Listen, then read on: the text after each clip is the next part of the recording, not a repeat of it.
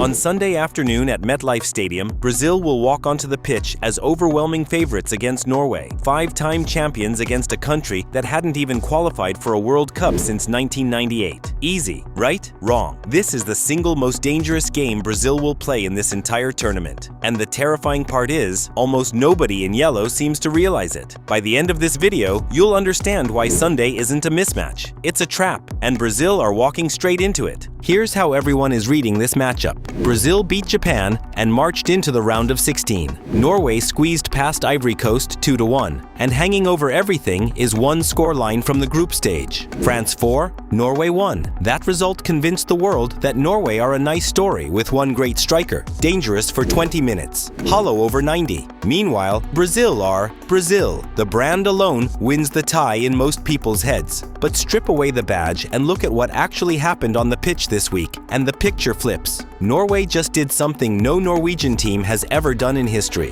Brazil, meanwhile, spent an hour against Japan, showing every remaining opponent exactly how to hurt them, and got rescued by a substitute in the dying moments. One of these teams arrives at MetLife, battle-hardened, and playing with house money. The other arrives carrying 5 stars on the shirt, 100 million expectations, and a blueprint for their own destruction taped to their back. This tournament has already buried 2 giants who ignored blueprints like that. Germany are out. The Netherlands are out. Both were favorites in their ties. Both treated a knockout game like a formality. The 2026 World Cup does not forgive that attitude, and Brazil are about to test it against the most informed striker on the planet. So which team is really under pressure on Sunday? Let's start with the one everyone is underestimating. Tuesday in Arlington, Norway beat Ivory Coast 2-1, and the scoreline hides how revealing that win was. Understand the weight of that night first. Ivory Coast were no pushovers. They beat Ecuador. They opened this tournament by knocking over the eventual conquerors of Germany. They pushed the Germans themselves to the final minutes of their group meeting. This was a real opponent, in a genuine 50-50 knockout tie, with a whole nation watching from Oslo's arenas, the kind of occasion that swallows small footballing countries whole.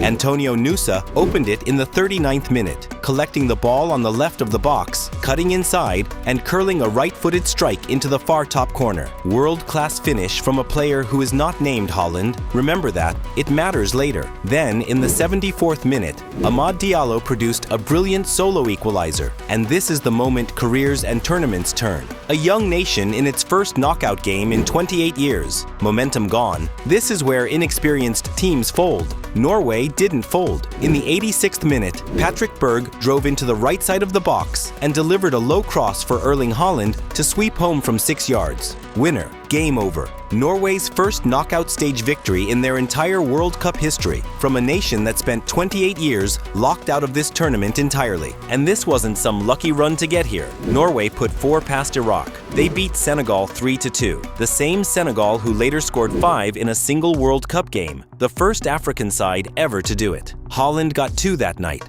dominating from start to finish. This team went through a genuinely dangerous group by playing their way, and the numbers back it up, because Haaland's tournament is getting silly. That winner in Arlington was his 5th goal in 3 games, one behind Lionel Messi in the Golden Boot race. Every time Norway have needed a moment, he's produced one. 2 goals to sink Senegal in the group. The late dagger against Ivory Coast in the knockouts. Strikers this hot don't cool down because the opponent's badge got bigger. Historically, it's the opposite. Now, here's the assumption you probably walked in with. Norway equals Haaland plus 10 passengers. Contain the big man, win the game. Japan probably thought something similar about their own tie. One moment of quality deciding everything. But look again at Tuesday. The opening goal came from Nusa's individual brilliance. The winner was built by Berg's run and delivery. Haaland just applied the finish any elite striker applies. This is not a one-man team anymore. It's a direct, vertical, transition machine with the best pure finisher on the planet as its tip.